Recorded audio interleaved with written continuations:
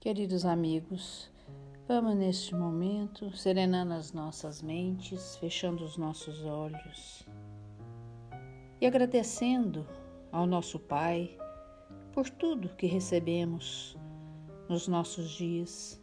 Agradecer a proteção, agradecer ao nosso alimento, pelos nossos familiares, nossa saúde. Enfim, Senhor, queremos agradecer a vós por tudo que nos oferece todos os nossos dias, rogando a proteção a todo momento e que possamos cada vez mais, Senhor, dentro desta luz, melhorarmos as nossas condições, buscando o crescimento espiritual. Assim, Senhor, peço a vós que olhe por todos nós, nos dando a força, a sabedoria, a saúde, para darmos continuidade, Senhor, em toda a nossa caminhada, e que assim seja. Ave Maria, cheia de graça, o Senhor é convosco, bendita sois vós entre as mulheres, bendito é o fruto do vosso ventre, Jesus. Santa Maria, Mãe de Jesus, rogai por nós, pecadores, agora e na hora de nossa morte. Que assim seja. Uma ótima noite para todos nós, com a graça de Deus. Meus queridos irmãos, o Sr. Edson me fez a gentileza de adiantar o assunto. Essa parábola dos talentos, com certeza, não é nova para nós. Tenho certeza que cada um de nós teria condições de me trazer uma informação sobre essa parábola. Interessante nós notarmos que ela está inserida no Evangelho, na parte que fala servir a Deus e a Mamon. Ou se serve a Deus, ou se serve a Mamon. É uma escolha. Não se pode servir a Deus e a Mamon, ou um ou outro. Essa é uma das primeiras reflexões que o Evangelho pode nos trazer. O detalhe, quando a gente fala em parábolas, nós estamos falando em um texto cheio de figuras, especialmente escolhidas por Jesus. Não tem uma informação aqui aleatória. Não tem uma informação aqui que seja específica para uma determinada comunidade, uma raça ou uma situação que seja muito pequena dentro do planeta Terra. Não. Jesus, um espírito crístico, veio trazer para nós, por meio de tantas outras parábolas, informações preciosas, verdades espirituais que vigoram não apenas no planeta Terra que nós ocupamos hoje, mas em todo o cosmos.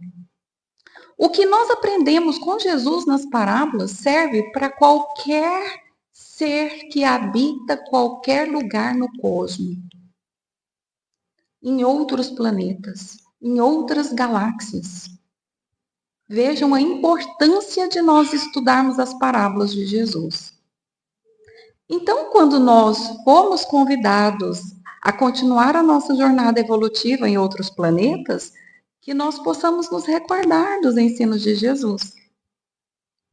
Essa parábola dos talentos, ela está inserida dentro de um contexto. Antes de Jesus contar a parábola dos talentos, ele conta antes o sermão profético. Ele já traz uma previsão para a gente dos tempos finais, dos tempos de transição. Sabe aquela história de quem avisa amigo é? Jesus fez isso conosco no sermão profético. Ele sabia que tempos viriam de transição, momentos de turbulência, momentos de aflição extrema, momentos de mudanças, momentos de renovação. Para o olhar do incrédulo, do materialista, daquele que não tem fé, não tem esperança, momentos como esse é de extremo desespero, eu diria assim. é de desesperar, porque acha que vai acabar tudo. A raça humana vai acabar, o planeta vai acabar, a vida vai acabar. E a gente sabe que não é assim. A gente sabe que momentos de transição requer vigilância, requer paciência, esperança, porque não é momentos para acabar tudo, é para acabar com o mal.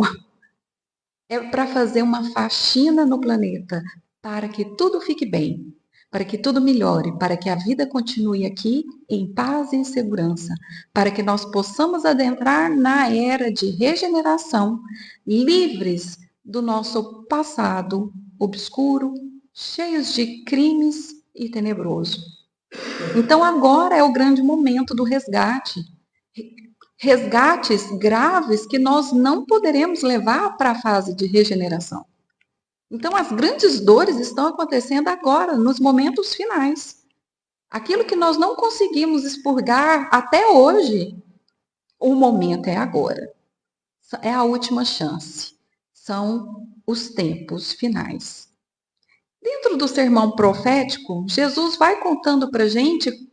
Quando a gente lê o sermão profético, a gente vai lembrar o quanto é doloroso, o quanto é desesperador muitas vezes. Mas ele traz informações de esperança. Ele avisa que vai acontecer e em seguida ele conta a parábola das 10 virgens, que é uma parábola que traz um recado divino sobre previdência, cuidado, expectativa.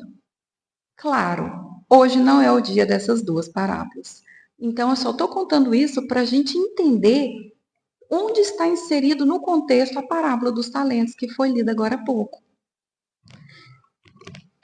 Toda parábola, por ela estar recheada de figuras, de elementos figurativos, ilustrativos, e que tem um significado espiritual grandioso, vai falar aos nossos corações conforme nós precisamos.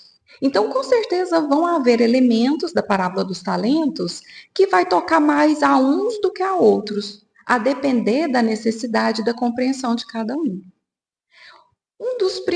Uma das primeiras conclusões que a gente pode tirar, uma reflexão importante que a gente pode tirar, já de início da parábola dos talentos, é que os bens do Senhor foram entregues, distribuídos.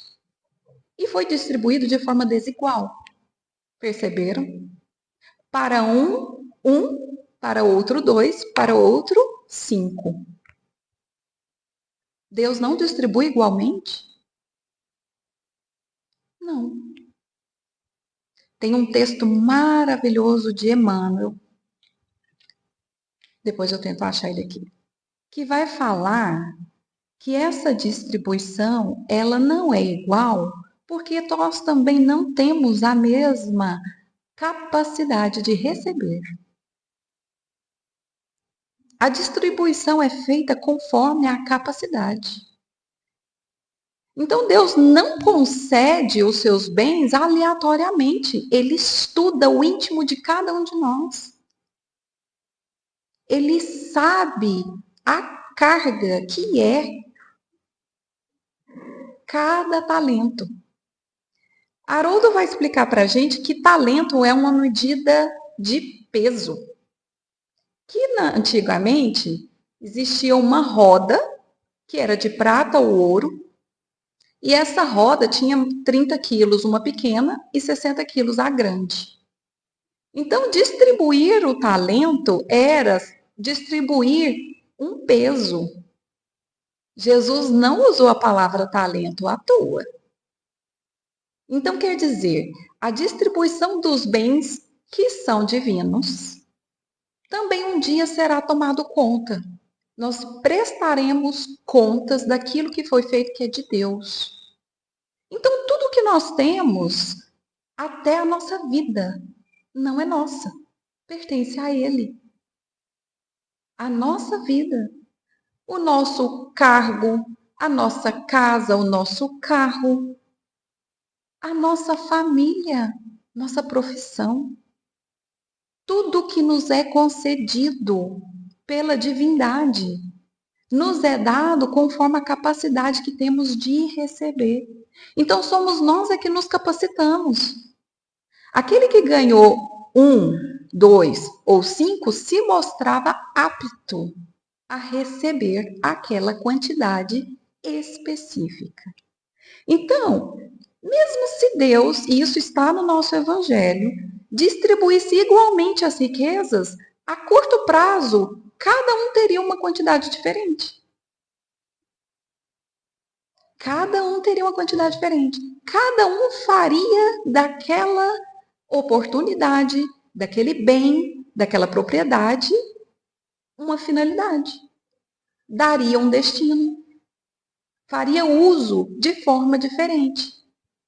Quer dizer que é bom ou ruim? Cada caso é um caso. O que a parábola está nos mostrando é: cada um tem o que precisa, o que merece para se desenvolver.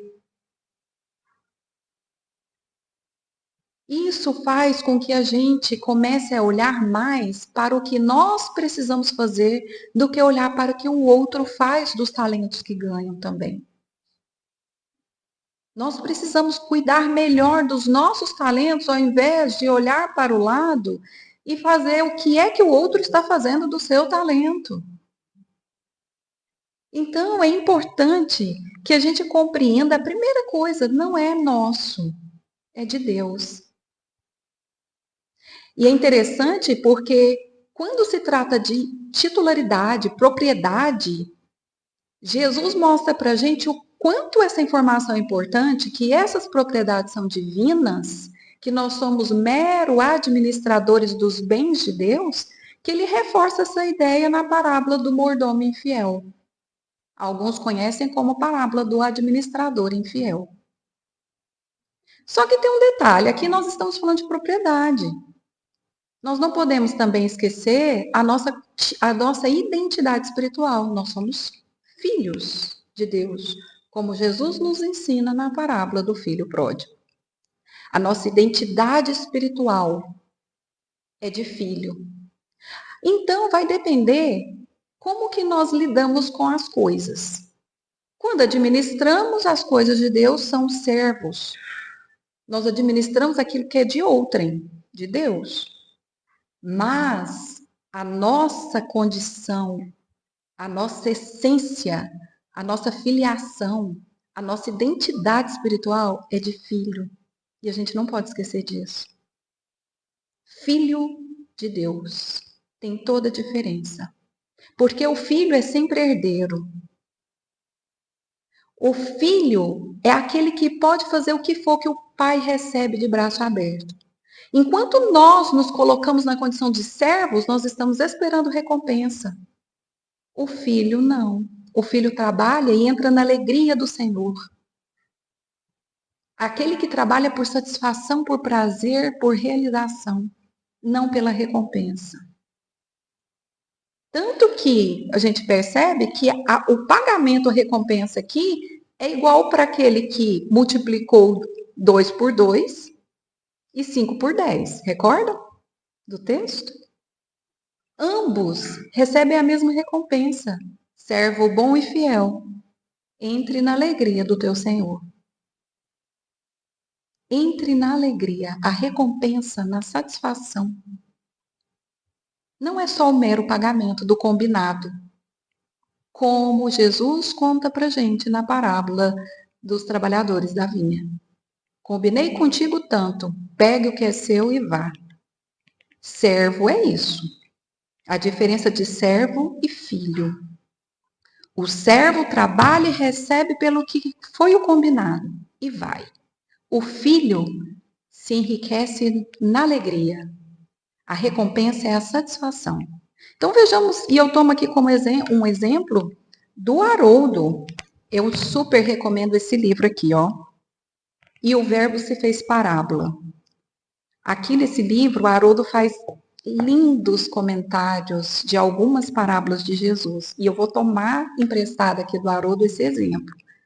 Ele fala aqui, e essa parábola dos talentos vem trazer para a gente essa informação. O que é cumprir o dever e o que é trabalhar para entrar na alegria do Senhor. Se nos compete fazer um café, a gente vai lá, faz o café e entrega. A nossa função é fazer o café. A gente faz o café, faz como nos é pedido e entrega. Tome aqui o seu salário. O filho é aquele que faz o café, limpa a mesa e coloca a xícara. Percebem a diferença?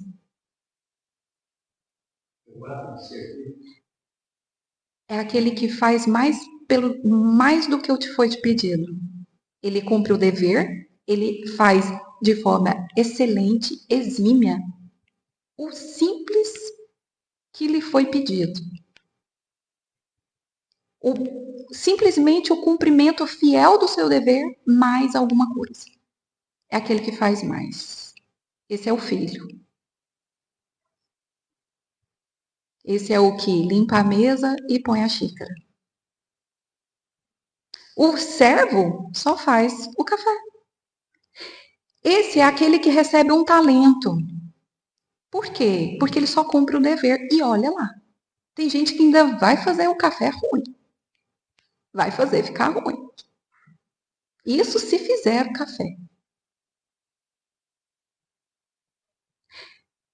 Quando a gente vê a justificativa do servo que ganhou um talento, ele primeiro ele cava, enterra o talento e quando o Senhor volta, devolve, fala, toma aqui o que é seu. A nossa justiça humana, o nosso olhar de justiça, a nossa condição humana entende que isso seria justo. Quando a gente devolve uma coisa emprestada, no mesmo estado em que recebemos, isso não é o mínimo? Isso não é o justo? Porque tem gente que nem devolve o que pega emprestado. Isso se devolver.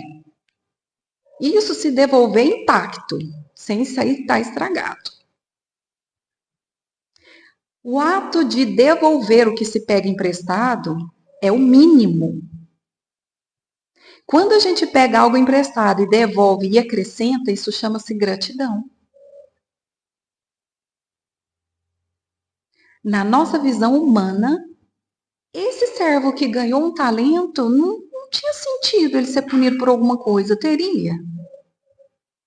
Mas Jesus não trouxe para a gente uma visão de justiça humana. Ele trouxe para a gente a visão da justiça divina. Essa parábola dos talentos mostra para nós o quanto a natureza é abundante. A riqueza do plano espiritual. Tudo no plano maior é lindo, maravilhoso, magnânimo, rico, belo, farto. E Jesus mostra para a gente nessa parábola. Porque quando os outros servos multiplicam, recebe a recompensa da alegria. É isso que a vida espera da gente. Que a gente multiplique as oportunidades que nos vêm à mão. Que a gente floresça. Que os bens da vida passem por nós, nos ilumine, nos processe, nos faz desenvolver como seres humanos, como espíritos imortais e que a gente devolva isso para a vida frutificado, multiplicado. Então, a gente foi feito para florescer. Tudo que passa por nós deveria passar e ser devolvido para a vida melhor, fazendo de nós também seres melhores. Por isso o dinheiro, por si mesmo, ele é uma energia neutra. O dinheiro não é sujo, não é pecaminoso. Se não fosse o dinheiro, não estaríamos aqui, nessa casa bendita. Se não fosse o dinheiro, não teríamos vacina. Se não fosse o dinheiro, não teríamos livros. Não teríamos conforto. Não teríamos remédios. O dinheiro em si é uma energia neutra, como uma faca. A faca é boa ou ruim? Como um revólver. O revólver é bom ou ruim? Põe um revólver na mão de Jesus. É capaz que ele faz um vasinho de flores do revólver. Então, o problema não é o instrumento, é quem está na posse do instrumento. Para uma pessoa revoltada, uma faca pode ser uma arma. Para um médico, é uma ferramenta de salvação. Certo? Então, os talentos. Aquele que não aproveitou, vejamos a justificativa que ele dá. Senhor, eu temei, eu tive medo. Eu tive medo. É aquele que recebeu só um. É aquele que teve a oportunidade e rejeitou a oportunidade. E ele rejeitou por quê? Porque teve medo. Quando a gente analisa a trajetória do espírito, a gente sabe que nós tivemos fases anteriores a essa, de seres humanos. O espiritismo, especialmente no livro Evolução em Dois Mundos, André Luiz explica para a gente com maestria o que acontece com o princípio inteligente. O princípio inteligente, ele estagia no mineral, um ser inanimado. Vai para o vegetal e aí começa a fase de ser animados. Vegetal, animal e chega na fase hominal. O princípio inteligente, quando está na fase mineral, ele aprende um dos princípios mais basilares da vida, que é existir. Simplesmente existe. Quem são esses seres inanimados? A pedra, o ar, a água. Simplesmente existe. Aprende a lei de ação e reação, de atração e repulsa. Aprende a existir. Chega na fase vegetal, ele aprende a existir, mais respirar e florescer, frutificar, reproduzir.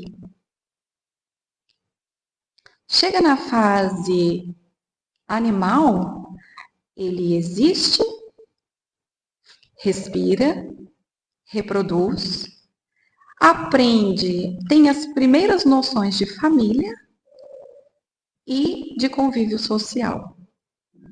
Depois que o princípio inteligente passa por essas fases, esses estágios iniciais, e encontra-se apto a formar o ser humano, porque agora a matéria-prima está pronta para nos dar individualidade e consciência.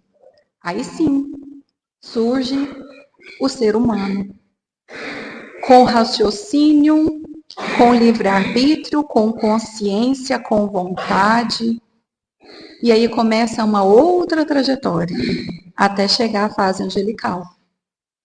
Mas por que isso tem a ver com a parábola dos talentos? Vocês conseguem imaginar? Aquele que enterrou o talento por medo. Quando nossa matéria-prima, nossa essência espiritual está estagiando, nós não podemos dizer que nós fomos planta, nem animais. É o princípio inteligente. É aquilo que vai nos formar. Nós aprendemos na fase de seres animados, viventes, a gente aprende uma regra básica, que é de autopreservação da vida. É ali, é na fase vegetal e animal que a gente aprende a se preservar. E ali, a gente também aprende a doar. Então, são os dois princípios básicos da vida, que é doação, frutificar, florescer, doar-se e autopreservar-se. É muito natural que tenhamos medo. Não adianta falar para uma pessoa, eu tenho medo. Não, não precisa ter medo. Esse argumento, não precisa ter medo, não resolve. Precisa ser investigado qual que é a razão desse medo. O medo, se não fosse o medo, a gente pularia de qualquer lugar. Se não fosse o medo, a gente atravessaria a rua sem olhar para o lado. Nós temos por dever cuidar do nosso corpo, da nossa vida, da nossa sanidade mental, de autopreservar-se. É um dever. Agora, quando eu preciso, quando esse medo descamba para o egoísmo, que é o excesso do eu, que já não é mais autopreservação, já é excesso de eu, já gera escassez. O egoísmo gera escassez. O que aconteceu com esse último servo, com um talento? Por medo escondia o seu talento. Ele escasseou. Ele perdeu a oportunidade de florescer. Por isso foi tirado. Percebem a consequência? Aquele que não aproveita a oportunidade é retirado dele como efeito pedagógico. É retirado para que ele sinta a escassez. Com a escassez, ele vai aprender a dar o valor àquilo que ele teve a oportunidade e não aproveitou.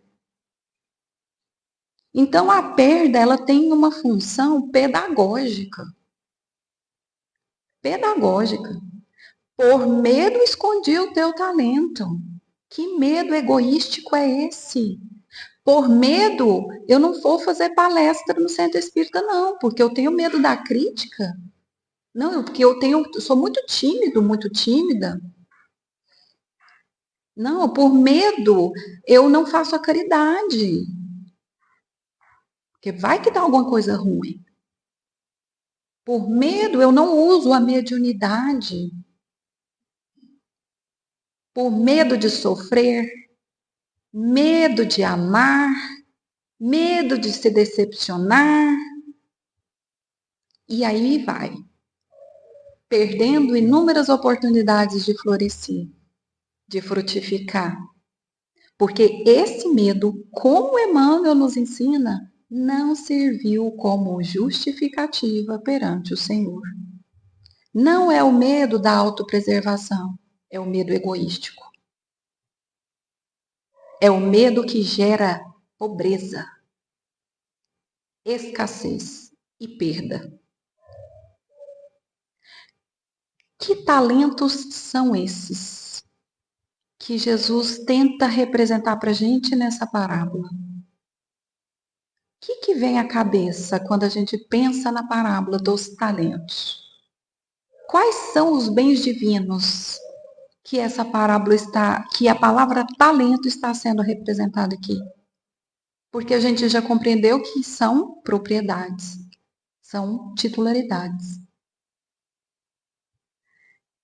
O tempo é um talento?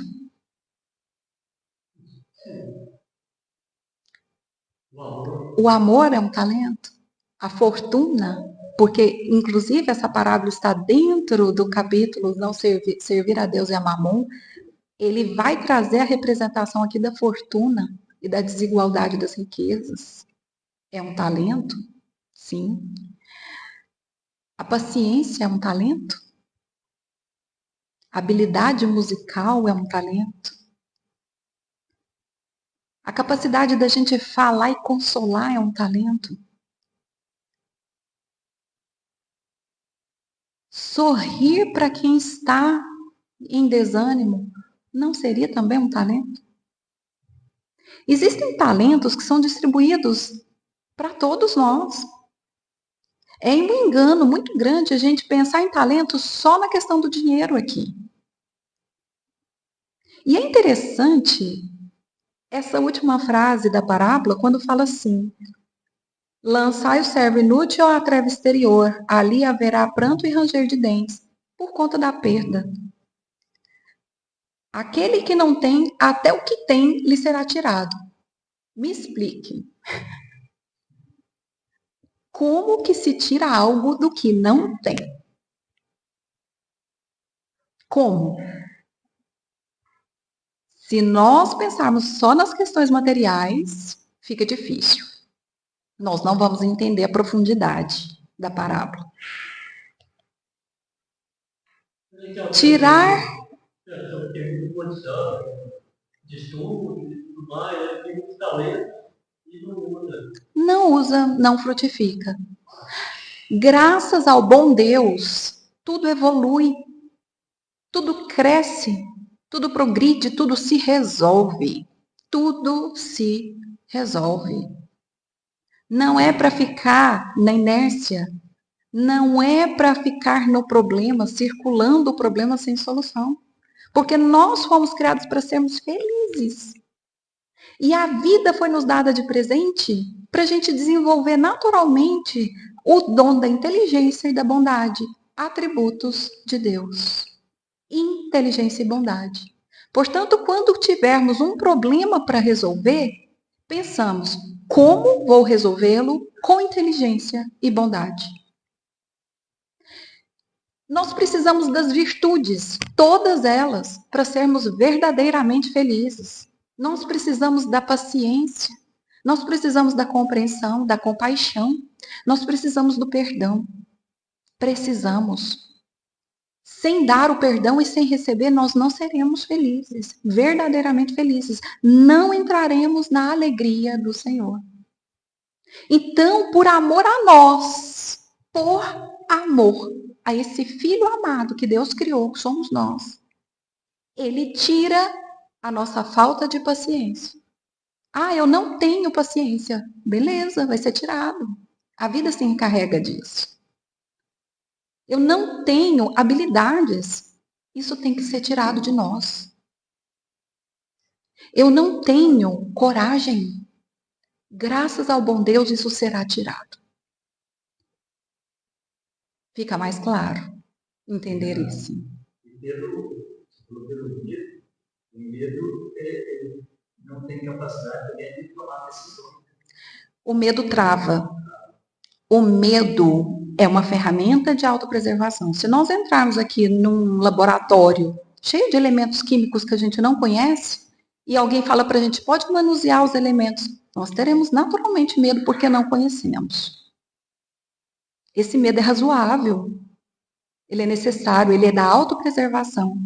Mas quando descamba para o medo egoístico, ai, medo de sofrer, medo de amar, medo de se decepcionar, medo de fazer caridade, medo de se expor. Que medo é esse? Que preservação é essa que você está tendo? É um medo egoístico. Certo? Não tem, a vida não está em risco nessas circunstâncias. E é esse o medo da parábola. É o medo egoístico. É o medo que por detrás está escondendo um egoísmo. E não medo. Usa-se a palavra medo para se referir a um ato egoístico. Porque se eu falar medo, parece que está justificado. Mas, como Emmanuel bem nos esclarece, esse tipo de medo não serviu de justificativa. Aí, de forma enérgica, Jesus fala, né? Lançai o servo inútil na treva exterior. Ali haverá pranto e ranger de dentes. É muito natural. Isso aqui é a representação do sofrimento. Daquele que recebe, daquele que sofre a perda. Mas aí é que vem, a doutrina espírita é tão maravilhosa, que mostra pra gente que o sofrimento, ele não foi trazido para a nossa vida. Nós muitas vezes não estamos em situação de sofrimento pelo simples fato de sofrer. O sofrimento, ele não é uma finalidade em si mesmo. Não é para sofrer, é para crescer. E é natural que para crescer a gente sofra alguma coisa. A perda não é para punir. A perda é para fazer dar o valor. Não é só para tirar. É para tirar para ensinar. É para tirar para aprender. Porque nós precisamos desenvolver o amor em nós. Nós precisamos trabalhar a sensibilidade nos nossos corações. E muitas vezes Deus se vale da perda para isso. Quando nós não aproveitamos as oportunidades. Com certeza, meus queridos irmãos, nós teríamos muitas reflexões ainda. Quem sabe daqui a 2000 anos nós ainda estaremos estudando essa parábola, com um olhar mais espiritual ainda, mais aprofundado ainda, numa outra camada de compreensão. Por enquanto, fiquemos nisso. Se nós conseguirmos aproveitar cada oportunidade, o tempo, né? A oportunidade de crescer, a oportunidade de estudar, a oportunidade de florescer, em vista de tantas bênçãos que Deus nos dá, a oportunidade de termos a saúde, de estarmos hoje na plena posse das nossas faculdades mentais, enquanto tantos estão compelidos a estarem sozinhos consigo mesmos na consciência, não é? Tantas riquezas de Deus distribuídas desigualmente, mas conforme a capacidade de cada um. Que nós possamos estudar cada vez mais essa parábola e todas as outras de Jesus, porque elas encerram em si mesma verdades divinas que norteiam as nossas vidas, as nossas decisões no dia a dia. Então,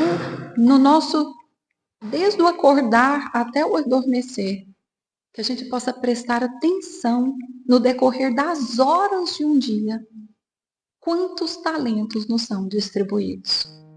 E que Jesus ilumine as nossas consciências, hoje e sempre.